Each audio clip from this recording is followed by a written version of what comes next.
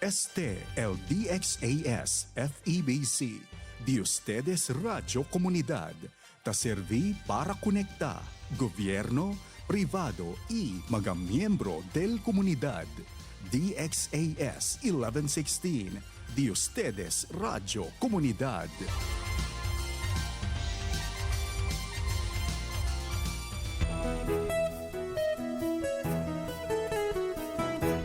Kaibigan, kaya mong magtagumpay sa hamon ng buhay dahil may kasama ka.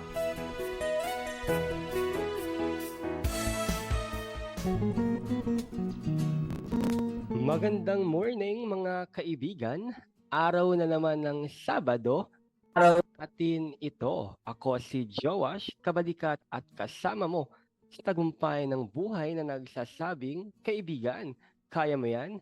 Ikaw pa. Batiin natin lahat ng nakikinig sa atin ngayon ng napakagandang umaga dahil alam kong weekend, nagpapahingang iba, pero salamat dahil nakatuto kayo sa aming programa ni Kuya Carlo. Kaya naman pakilakasan ng volume at sabay-sabay po kayo makinig, magkape kasama namin ni Kuya Carlo sa umagang ito. Ayan, February na. Grabe, ang bilis ng panahon. February 7, 2026 at Feb-ibig month na nga daw. Ang tanong, in love ka ba, kaibigan? Yan, kung in love ka ay kanino kaya yan? Bakit ka kaya in love? Paki-comment naman yan sa ating Facebook Live. At syempre, batiin natin lahat ng mga nakatutok doon sa ating Facebook Live. Hello po, saan mang panig ng Pilipinas, Luzon, Visayas at Mindanao man yan, ay welcome na welcome ka sa ating programang May Kasama Ka. Grabe mga kaibigan, sabi ko nga ang bilis ng panahon. Nung nakaraan, January, ngayon February na, baka magulat na lang tayo. Pasko na naman. Pero kaibigan, may gusto lang po ako ibahagi sa inyo. Short story lang. Kasi nung mga nakaraan, I think a week ago, kung hindi ako nagkakamali, umalis po ako. And then, pag uwi ko po, sumakay pa ako ng isang public vehicle, a tricycle. Yan, tricycle.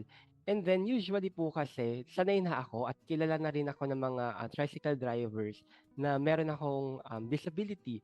Kaya pag nagbabayad po ako sa kanila ng pamasahe, yung discounted na. Pero this time, sige, share ko na lang po, no? Yung fare po kasi ay 30 pesos. Ngayon, ang binabayad ko po ay 25. So, pagsakay ko ng tricycle, nagbayad ako agad ng 25 pesos. Tapos, siguro nagtaka siya bakit 25 yung ibabayad ko sa kanya. So, ang sabi niya sa akin, estudyante? Sabi ko, hindi po, PWD. Sabi niya, ID. So, parang naiinis na parang nagagalit siya. Hindi ko makuha yung emosyon na meron siya. Tapos sinasabi niya sa akin, ID. So, ipakita ko daw na kung totoong PWD ako. So, ang ginawa ko naman, kinuha ko yung ID ko sa wallet at pinakita ko sa kanya. So, naniwala na siya na PWD nga ako. Ngayon, bumiyahe na po kami. Pagdating ko sa bahay, syempre the usual, magpapasalamat ka. Sabi ko, thank you kuya. Pero hindi siya nag-response. Tahimik lang siya. Tapos parang siguro inis siya kasi nabawasan yung pamasahe. Pero naiintindihan ko naman kasi 'di ba ang mga tricycle drivers, yung mga public vehicle drivers na yan, nagtatrabaho para kumita ng pera, may mga pamilyang binubuhay. Naiintindihan natin yan. Pero syempre bilang nasa sektor tayo ng mga PWD, we also have na kumbaga i-apply natin yung right or privilege natin bilang isang PWD. At ang dalawang lesson lang po yung natutunan ko sa experience na yan. Una, nakakatuwa kasi nagiging aware na yung mga tao na PWD, yung taong ito, ibig sabihin, hindi tayo nakakapanloko ng ibang tao. That's what I mean. No? Hinahanap nila yung ID na pruweba na talagang PWD ka dahil alam naman natin ngayon no, na laganap na yung panloloko, laganap na yung mga kumbaga yung mga taong hindi nagsasabi ng totoo kung sila talaga ay PWD or hindi. Yun yung unang natutunan ko na wow, kumbaga yung mga tao ay nagkakaroon na ng kamalayan, ng awareness kung PWD ba ito. And na second lesson natutunan ko dito, sana yung mga nasa serbisyo publiko, yung mga tricycle drivers, jeepney drivers, bus drivers, o kung sino man sa community natin, pag nalaman po natin na ang pasahero natin o yung siniserbisyohan natin ay isang PWD, sana magkaroon din tayo ng empathy, ng puso na intindihin sila, i-assist sila, i-guide sila, tulungan sila kung kailangan dahil I think yun yung magandang magagawa natin para tulong-tulong tayo no sa paglago ng ating personal, social aspect. Kaya naman yung kwento na yan, noong una parang na-feel bad po ako. ID, hinahanap sa ID, pang naiinis siya. Pero in the long run, no, tinignan ko na lang siya na, okay lang, at least itong natatrabaho ng maayos ay sinisigurado niya lang kung totoo ba na ang pasahero niya ay PWD or nanloloko lamang. Kasi di ba madami ng ganyan ngayon. And alam niyo mga kaibigan, the reason why I'm telling you this story ay dahil para lang din sa mga nagko-commute, no? Sa mga gumagamit ng mga public transportation, gamitin natin yung right natin, yung privilege natin bilang isang PWD, pero with respect pa rin, with compassion, and same goes with the people na nagbibigay ng serbisyo. Let us show empathy para maging, kumbaga, lalo na ngayon, February, no? We show love, we extend love sa mga taong nakapaligid po sa atin. Ayan, yan lang ang kwento ko na gustong ibahagi sa inyo para lang, alam niyo, maging aware tayo. And mga kaibigan, ngayong February din kasi ay we are celebrating the Down Syndrome Consciousness Month. Ayan. So, ang dami nating sineselebrate sa buwan na to, no? Maliban sa Month of Love, may Down Syndrome din, and yung autism nung nakaraan. Grabe. Grabe siya in a way na kung babalikan natin years ago, hindi ito pinakikinggan, hindi ito binibigyan ng atensyon. But here we are now, we are living in a world na kung saan unti-unti na tinatanggap ang bawat isa, unti-unti na may mga disability ay niyayakap na ng ating mundo, no? Kasi there was a time before na pag may disability ka, parang you are useless, you are nothing, you are not, kumbaga, you are not valued. In short, you don't belong. Pero sa panahon natin ngayon, ang sarap lang pakinggan at malaman, makita na lahat tayo, we have our own place, we have our own spot in this world.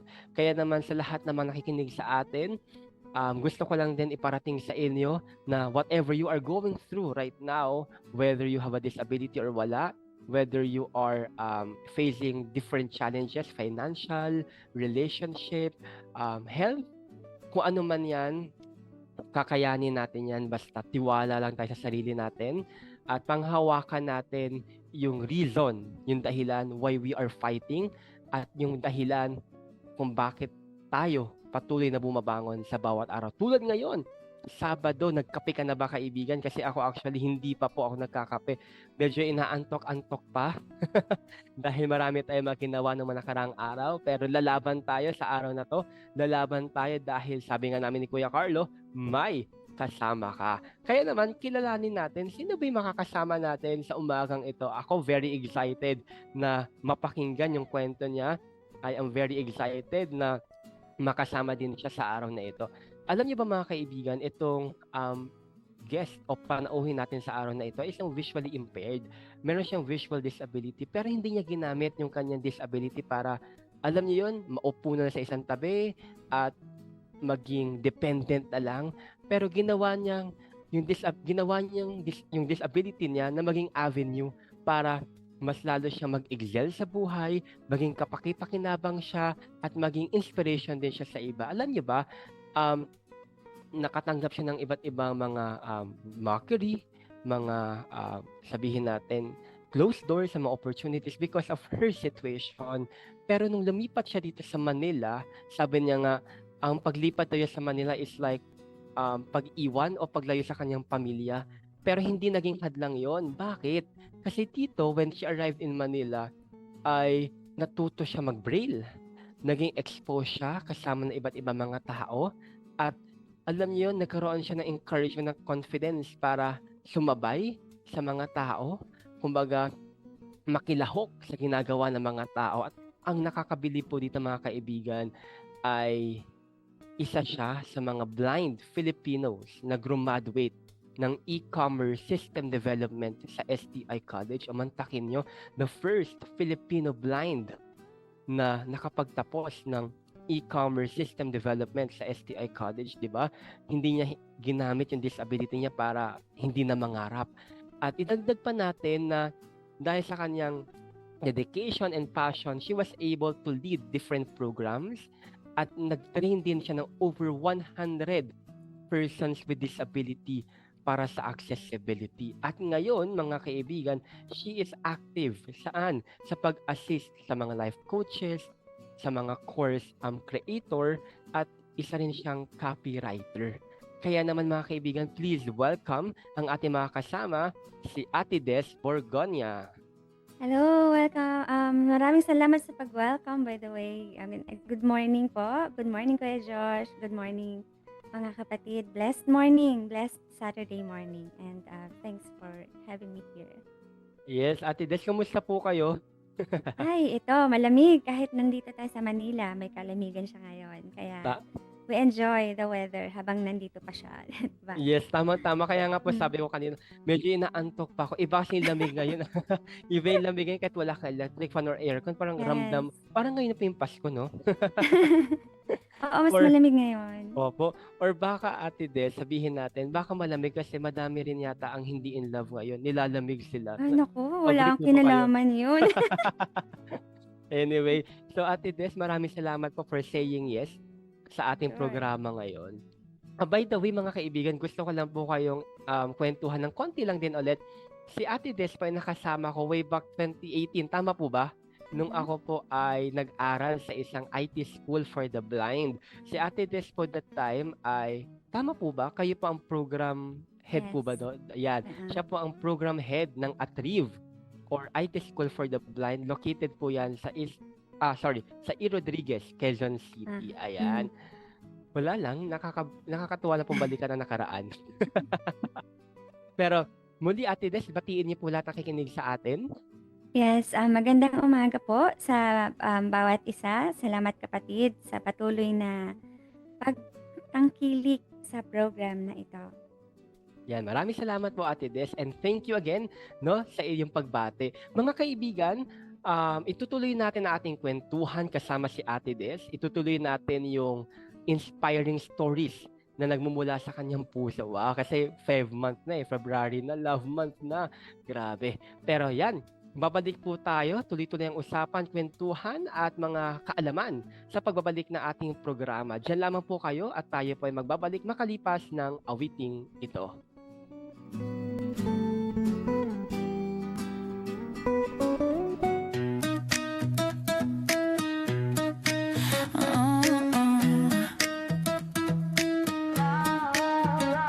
Beyond the cover, beyond the page, a message that lives for every age. Don't just read it, do what it says. Follow Jesus every day. As we read it, as we pray, as we obey, we will grow, grow, grow, grow, grow. Discover, experience, amazing scripture, God's living word, changing the world. Discover, experience, amazing scripture, God's living word, changing the world. Beyond the cover, beyond the page, a message that lives for every age. Don't just read it, do what it says. Follow Jesus every day. As we read it, as we pray, as we obey, we will grow, grow, grow, grow, grow. Discover, experience, amazing scripture, God's living word, changing the world. Discover, experience, amazing scripture, God's living word, changing the world. It's a map, it's a lamp, it's a light, it's a sword. This is God's living word. As we read it, as we pray, as we obey, We will grow, grow, grow, grow, grow. Dix Dollar Experience, amazing scripture, God's living word, changing the world. It's Dollar Experience, amazing scripture, God's living word, changing the world. Let us explore the experience, amazing scripture. Amazing scripture, scripture. Ooh.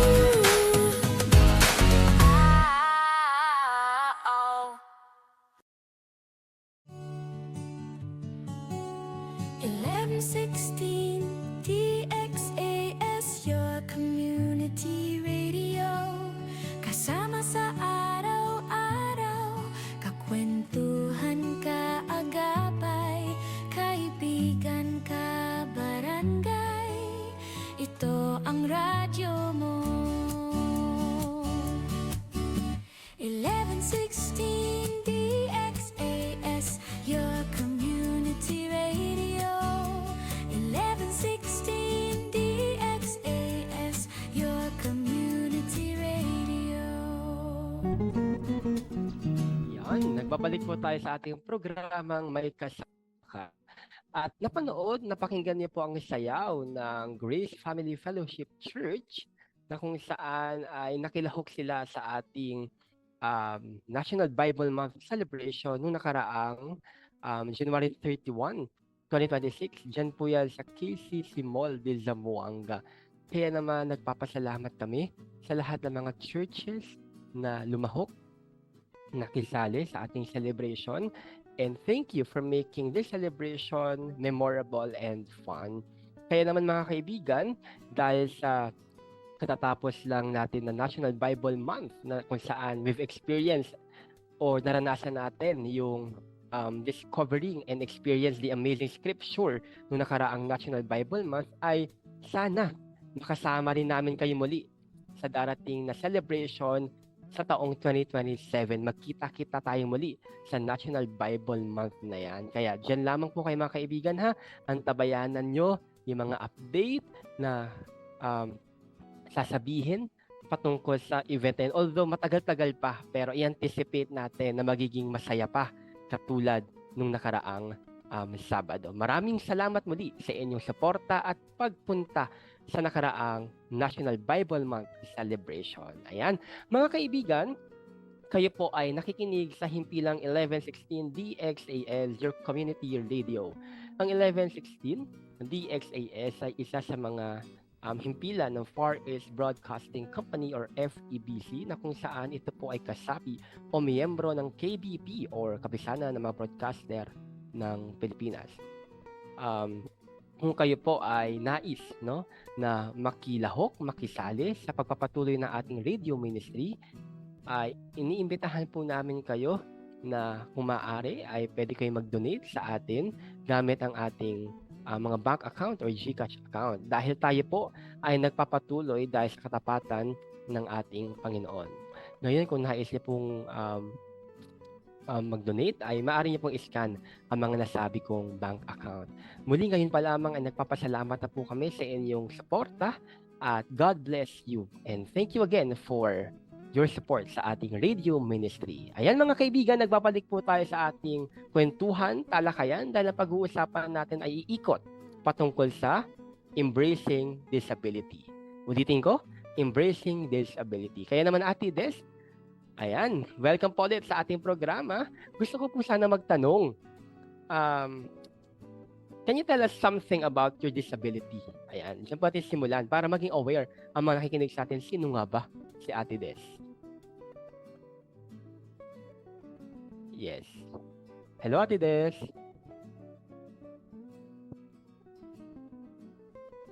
Oh, ayan, narinig na ako. Sorry. Yes, yes. Opo. Okay, so, yes, I'm totally blind. I was, low vision before. So, itong right eye ko, ito ay wala na siya talagang nakita ever since. Pero itong left, ayan yung meron.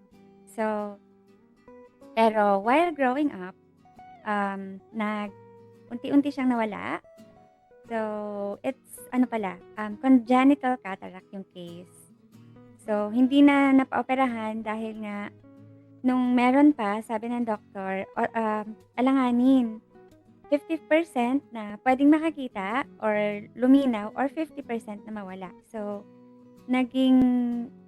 kumbaga nagkaroon ng hesitation yung parents ko. So, hindi na nila pinagalaw. Yun siya. Okay. Pero, dahil napag-uusapan natin ay embracing disability, how did you embrace that one, no? Na low vision, then eventually naging totally blind. Siyempre, yung pagiging, kasi hindi pa ako aware noon eh. Feeling ko, ang konti natin, ganyan. Mhm. Lalo na nung nasa province pa ako. So, parang, I lived as a normal kid. Yung ganon. So, Mm-mm. kung pag may mga tumutukso, ganyan, ng mga bata, ay, lalabanan ko yan. Ganyan. Tapos, pag sinabi nilang, bulag, bulag, bulag, sabi nila, sus, papaparusahan ka ni Lord. Yung ganon. So, pero bilang normal din na mga kabataan na may kapansanan, hindi rin tayo nakaligtas talaga. Aside sa bullying sa mga bata is yung mga sa mga matatanda rin na alam nating walang trust, 'di ba? Mhm, mhm. So, ayun, unti-unti naman nung nandito na ako, dito ako sa Manila, feeling ko naman I belong kasi Mm-mm. yun 'di ba nung nag-aaral kasi ako dito sa high school sa Philippine National School for the Blind. Ay, okay lang mag-mention, na-mention ko na. Yes. Oh. Ayan. Pare-pareho kami. So, okay, ganyan. Paglabas ko ulit, syempre nandun ako sa mainstream na ako lang mag-isa. Andun ulit yung, alam mo yung minsan bumabagsak yung self-confidence, ganyan. Mm-mm. Pero hindi pwedeng mag-stop. Mm-mm. So, yun. Unti-unti hanggang nakapasok na nga tayo dun sa NGO na binanggit mo kanina. Mm-mm. So, mas na-strengthen tayo doon. So, yan. Up to now, I'm using that as one of my, kumbaga, hindi naman weapon, no? Pero, challenge for others na, go, wag tayong mag-stop. Ganyan. Mm-mm. Pero, na-mention natin yung kanina sa school. Paano po nangyari or paano po kayo nakisabay sa kanila knowing na sabihin natin from province and then sa Manila, iba yung way eh. Paano po yun? Dun kasi sa province doon, I was more on oral. Mm-mm. Ganyan. So, tapos, nung nandito na ako sa Manila, naloka ako kasi hindi ko alam kung paano yung braille. Noong una kong nakapa, sabi ng ang kuya ko, ito yon, sabi niya gano'n. Nasaan yung letter A? Ba't wala naman? Paano to? Paano yan? E di, syempre, nag-alala lang. Nag-worry naman tayo kasi parang feeling ko ako lang yung walang alam, ganyan. Tapos sila gagaling ng parang pumukpok, di ba? Yung ganyan. Mm-mm. Tapos maririnig ko pa parang may tukaan ng manok kasi ang ingay. Mm-mm. So, yun. Pero eventually, hindi naman pala mahirap. Although talagang ibang-iba siya. Pero hindi naman pala mahirap kung talagang gugustuhin mong matutunan. Mm-mm. So, kaya lang nung paglabas natin, eto na naman siya. Kasi more on sa course kasi natin ay visual and more on computer, no? So, ito na naman yung challenge. Although meron na tayong ginagamit na screen reader, yung screen reader na kung saan ito yung app na ginagamit ng mga blind or visually impaired para magsalita yung yung computer or yung cellphone, no? So, although meron na nun, pero nung mga panahon na yun, hindi pa yun ganun ka-powerful. So, talagang grabe yung struggle lalo na kapag gumagamit na kami ng programming language, yung ginagamit namin para makabuo ng system. Yon. So, challenging siya. Tapos may mga times na naalala ko, nagtatanong ako dun sa instructor namin, no? Tapos hindi niya alam kung paano niya ako tuturuan. Tapos maya-maya, nawala na pala siya. Sabi ng friend ko, Des, wala na si sir. Tapos naisip-isip ko, ay, hangin na pala yung kausap ko. Di ba ganun? So, although common yun, di ba? Yung minsan, akala natin kasama pa natin, sasabihin lang wala na pala sila. So, yun. Mga normal na karanasan. Yes. Pero I'm very curious, Ate Des. What makes you decide na kumuha ng isang visual course yung talagang kinakailangan ng mata, no? Bakit kaya? What makes you decide na ito kukunin ko, e-commerce systems development? hindi pa kasi ako sure kung anong gusto ko that time, eh. So, Okay. since 'di ba nung bata kasi ako gusto ko maging doktor, and Mm. then nung lumalabo na yung sight ko, na I realized hindi puwede. Mm. Tapos parang gusto ko naman maging madre. And then gusto ko maging psychologist, gusto ko maging ang dami kung ano yung mga nababalitaan ko na sa mga nag-transfer na ako dito, kung ano yung common courses na kinukuha ng mga blind. Parang okay, puwede pala yun, ganyan. And then Mm. nung ang daming may mga kasama akong nag-take ng computer course, and then sabi nila, "Puwede 'to, puwede diyan, i-try niyo," ganyan. Tapos na-challenge naman kami. Alam mo naman yung at Rev laging nancha-challenge, yun. Mm. So, triny namin. Actually dalawa kami 'no, na sabay na naglakas loob na kumuha nun. Pero magkaiba kami ng school. So Mm. yun, wala pa kasi lalo na nung mga time na yun ay nandun pa ako sa dati kong paniniwala. Mm. Ah, hindi ko pa kilala talaga si Lord nung mga panahon Mm. na yun. So, Mm. talagang ano pa, okay kung ano yung come what may, ganyan. Yun. Pero talagang based on what you have said, Ate Des, isa lang talaga ang pwede kong sabihin na for us to be able to move forward, we have to embrace challenges. Yung mga pagsubok sa paligid natin, no? Mm. Kumbaga, pag niyakap mo yon, hindi madali, pero eventually you'll get there, no? Sa Yes. pupuntahan natin. Ngayon, na-mention niyo po kanina yung para undecided ka sa Mm. mga kung sa for example, sa course program niyo kung ano kukunin. Ang tanong ko po naman ay kung paano po natin i-a-address yung mga kabataan ngayon, 'no? I-jump na lang ng konti, very Mm. interesting po ito. Yung mga kabataan na undecided din, ano kayang kukunin kong course or program? Kasi, may naririnig din ng mga estudyante ko before, ano kayang kukunin kong program, 'no? Undecided ako. Little tip lang po, little advice lang sa kanila, coming from you po. Okay. Think kung lagi niyo ng kausap si Lord 'no, the best thing is to ask. And then i-check niyo din ano ba yung gusto niyo. Nung time namin kasi siyempre very limited pa yung option. Unlike ngayon 'di ba, na madami ka ng puwedeng pagpilian. Nung mga panahon na namin kasi noon, ano pa, parang kokonti pa. Wala ka pang nababalitaan na blind na kumuha ng programming or computer science. Meron pa akong kasabay. Meron pa pala 3 kaming kumuha, computer science naman siya. So, very limited kasi nung panahon na yun. So, talagang ano ka, mag-iisip ka. Pero ngayon, lalo na sa mga kabataan na walang kapansanan, ang dami niyo pong opportunities. Mhm. So, grab niyo kung ano yung gusto niyong gawin. Ano yung pangarap niyo bang, ano yung nai-imagine niyo maging kayo. So, wag lang sa hindi yung parang come what may, no? Think about what do you want to happen after, like, okay, 5 years, 6 years from now, hindi dahil influence lang ng parents, no? Pero yung gusto niyong gawin. No? And then, sabi ko nga kanina, syempre, importante pa rin yung prayers. Kung lagi na kayo nakakonect kay Lord, talagang panalangin. Napaka-importante yung prayers. Para hindi kayo parang ako noon na come what may. Di ba? Mhm.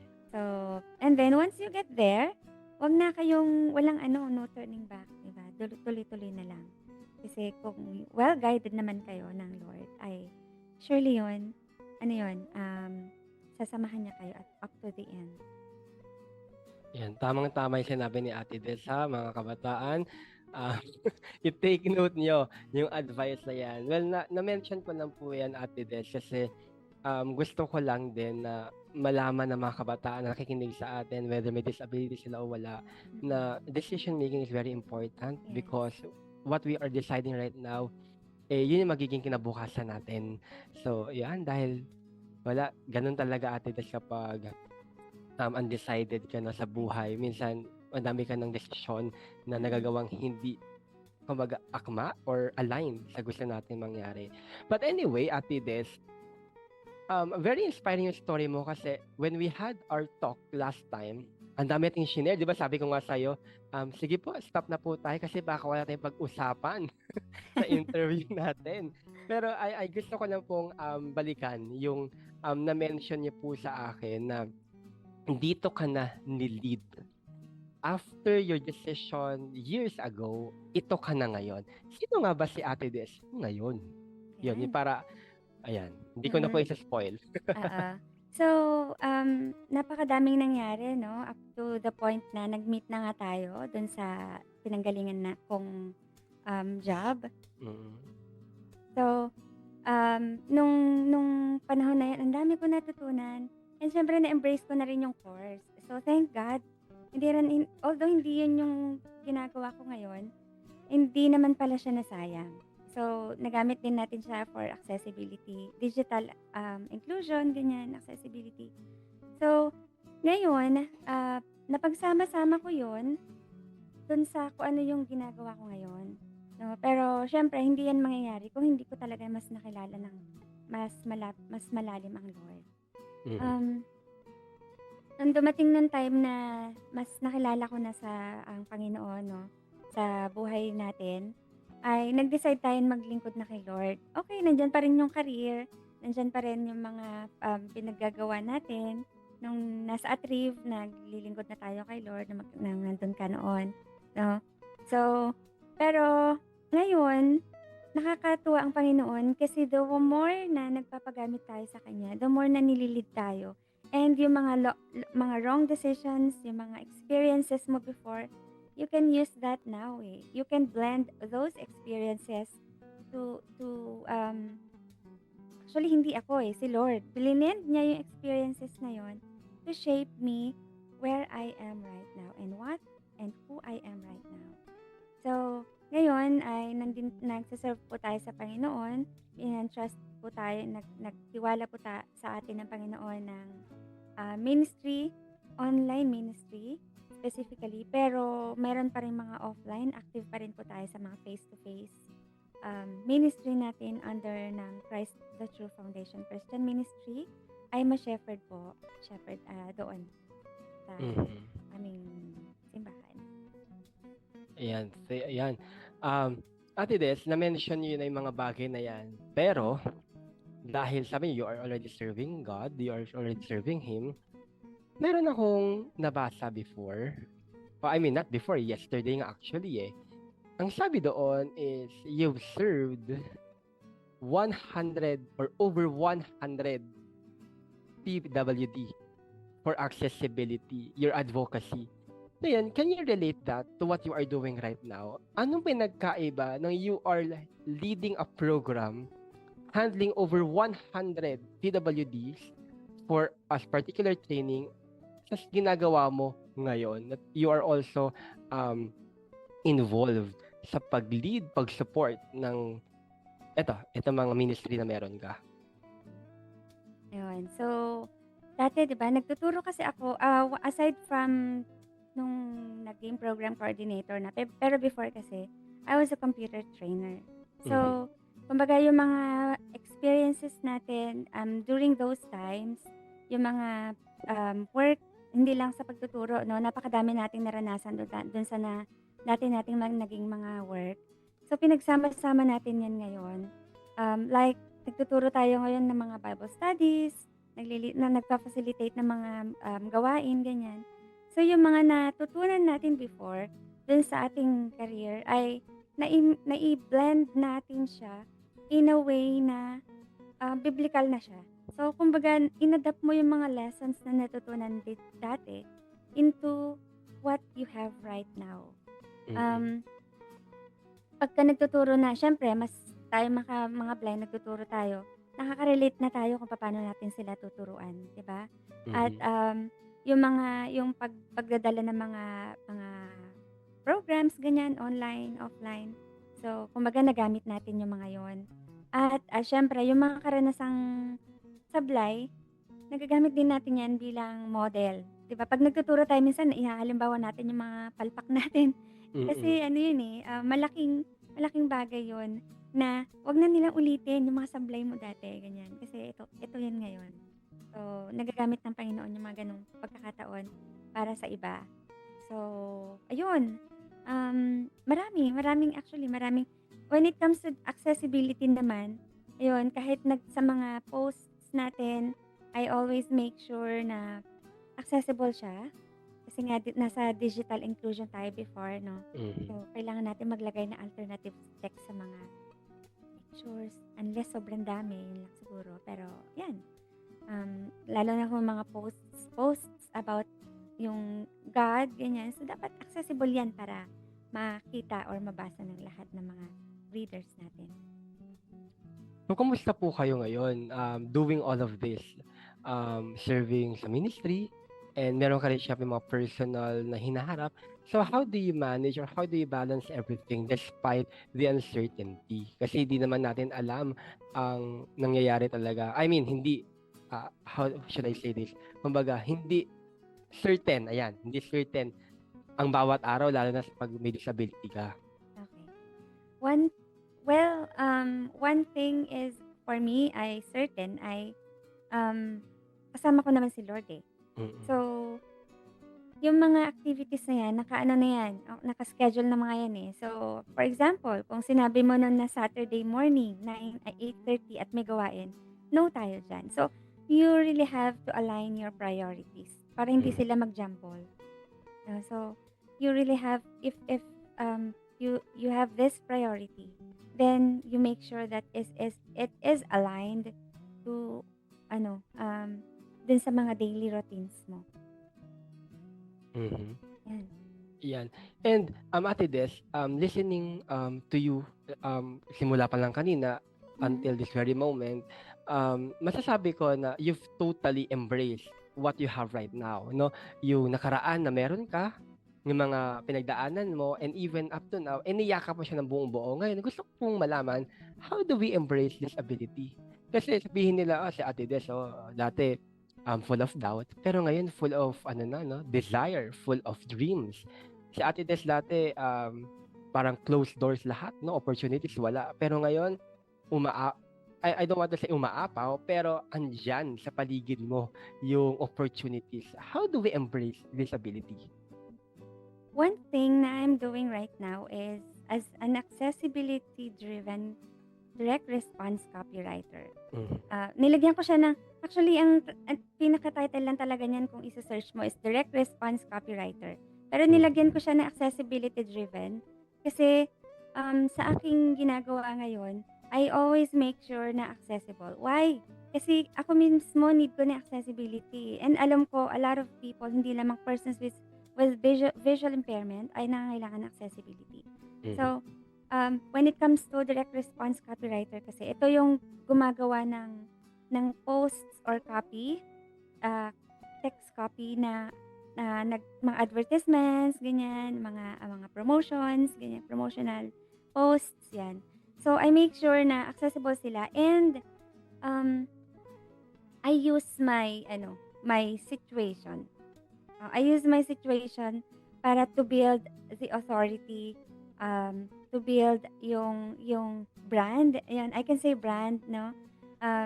Na okay, ito, hindi lamang, kumbaga, yung disability ko ay hindi natatapos dito. Hindi siya separated from my career, kundi kasama siya. Bakit kasama siya? Kasi I'm also raising awareness while I'm doing copywriting. So, hindi ko siya hinihiwalay. Kaya sinama ko talaga yung accessibility-driven copywriter din sa aking pinaka-title. Kasi, di ba, hindi natin kailangang itago eh. Why? Bakit mo itatago? Hindi ko alam kung na-remember mo, I never used, anong ginagamit nila? Yung sunglass? Hindi ako gumagamit nun. Pero, yan, halata.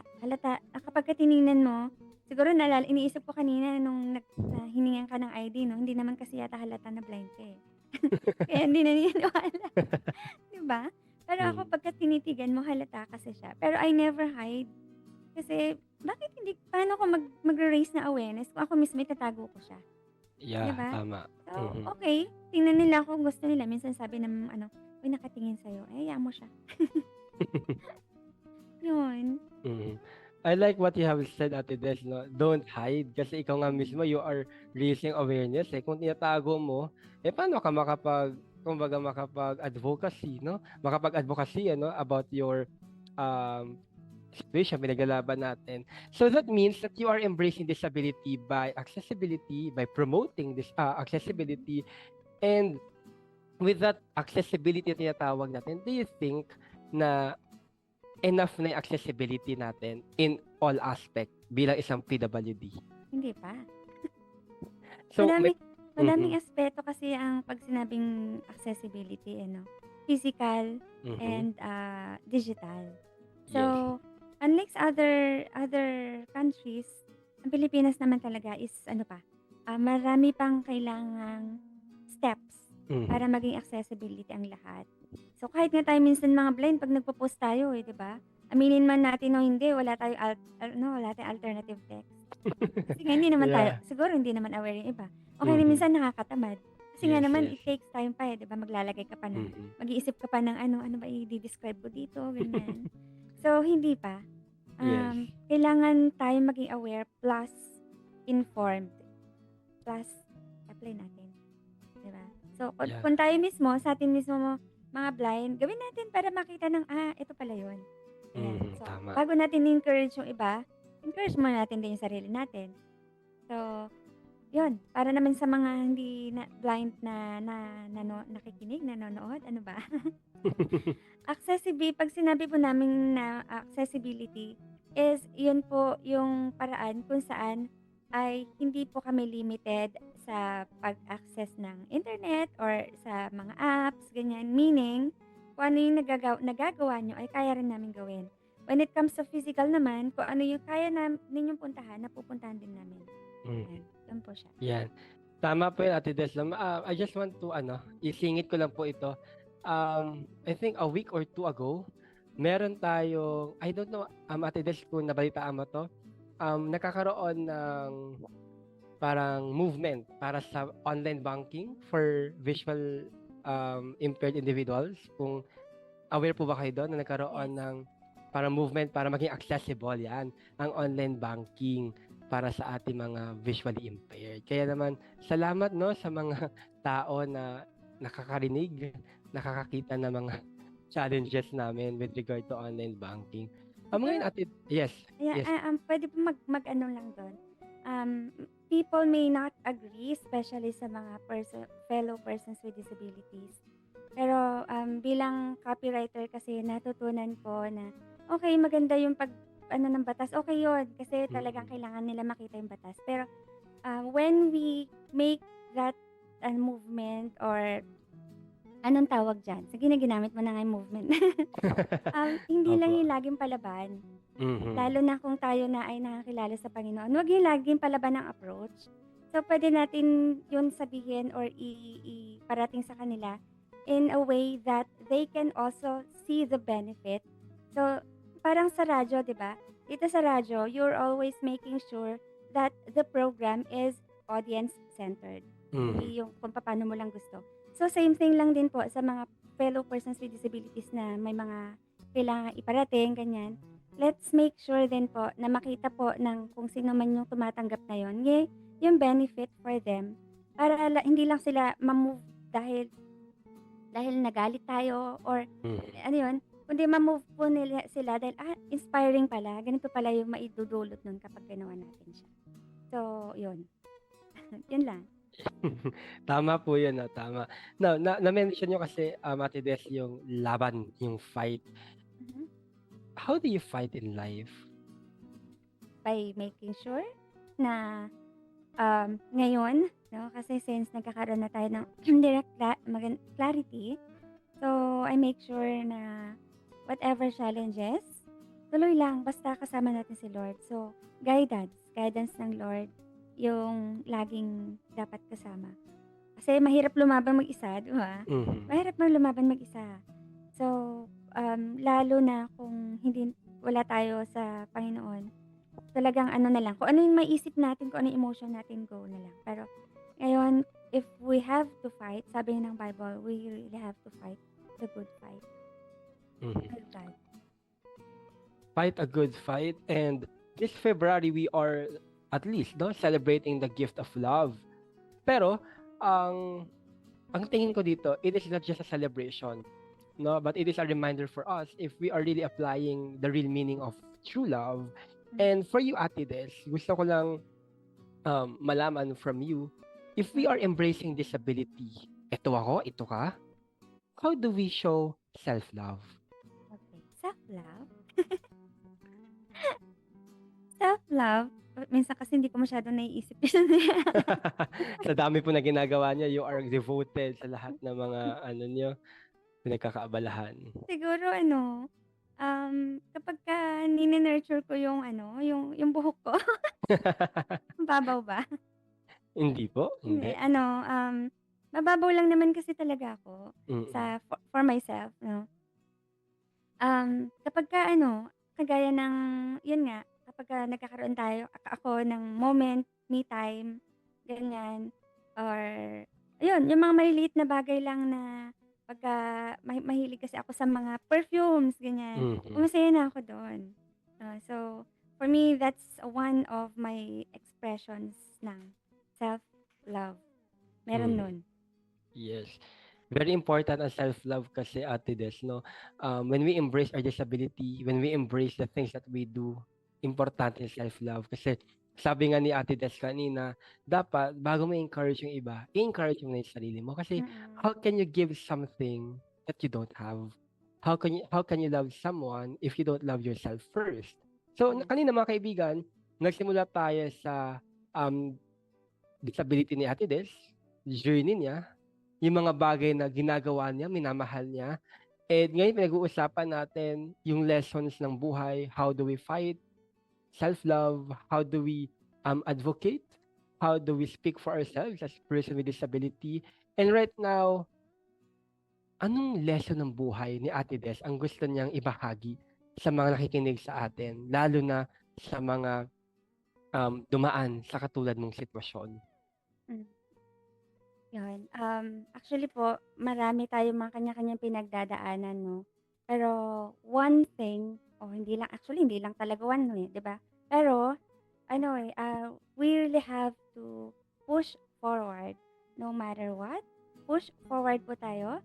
At kung ikaw naman ay may kapansanan, kahit ano 'yan, yung emotion mo ay valid kung nararamdaman mo yung pain, lalo na kung bago lang, no? Emotion mo ay valid kasi talaga namang painful. Pero huwag tayo mag-stop that. That's just a temporary emotion. So, huwag tayong mag-decide, huwag tayong gumawa ng bagay because of that temporary situation. Huwag tayong gumawa ng temporary na feeling nating solusyon. So, move forward. And kung ano man yung i-align ng Lord sa atin, we really have to listen. Kasi kahit meron tayong goal, pero kung wala ang Lord sa atin, ano pa rin sablay pa rin yung mga decisions natin. Akala natin tama yun, pero mali pala.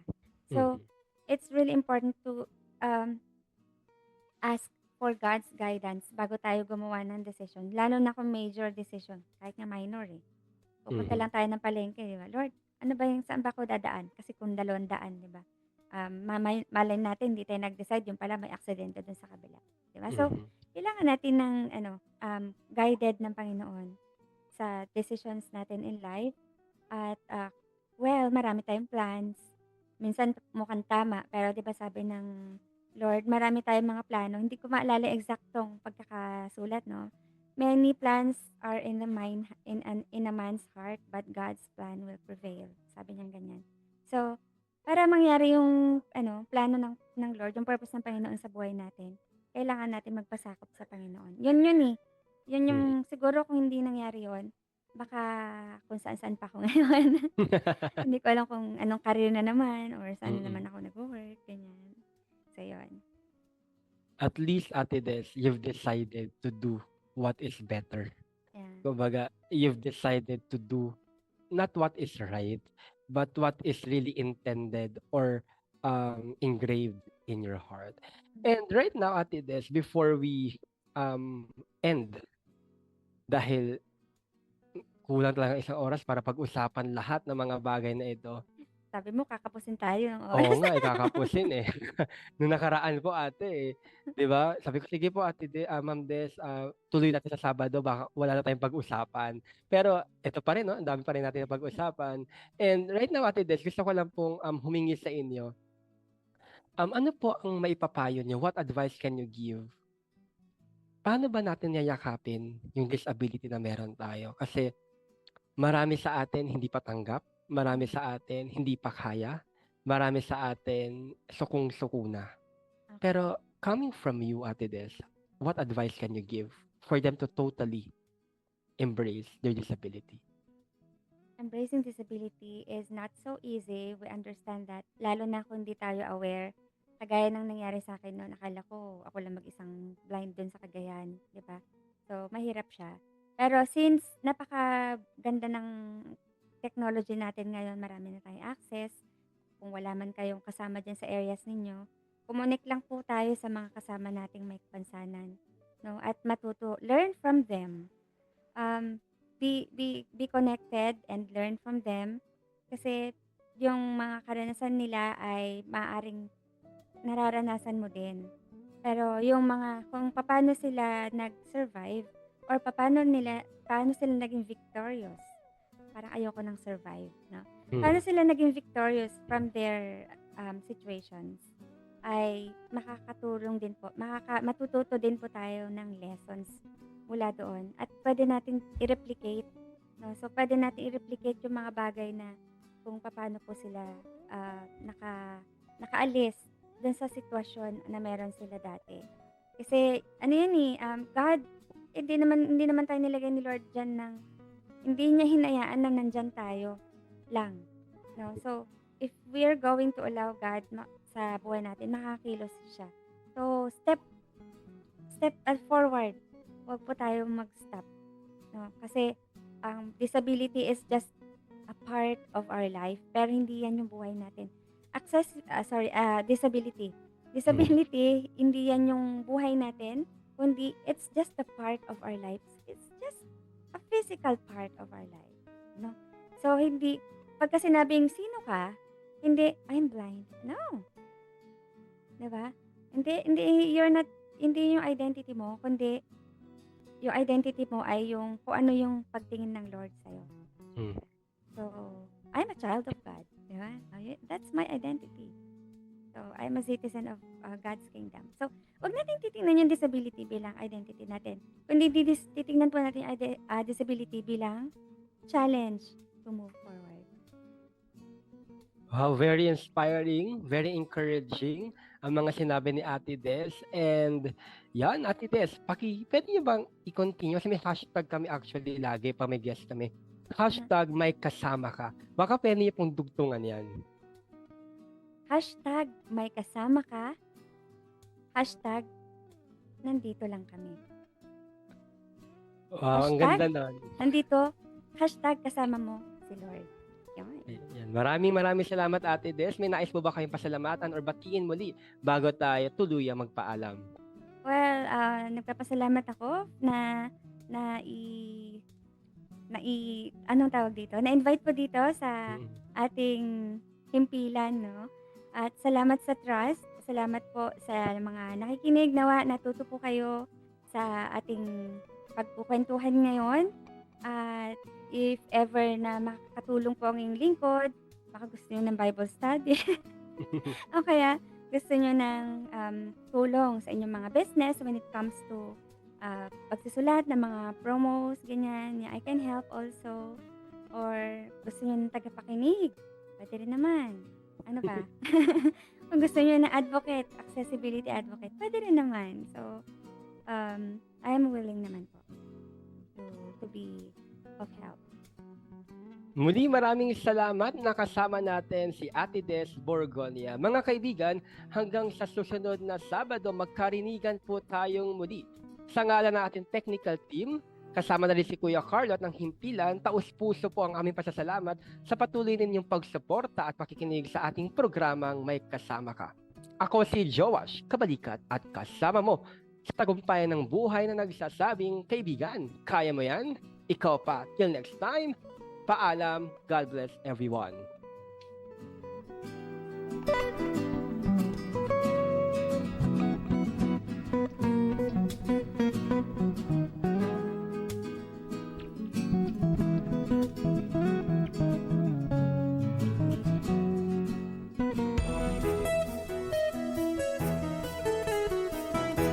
Inyong napakinggan ang programang May Kasama Ka. Para sa mga mensahe o komento, mag-text o tumawag sa 0916-296-6625.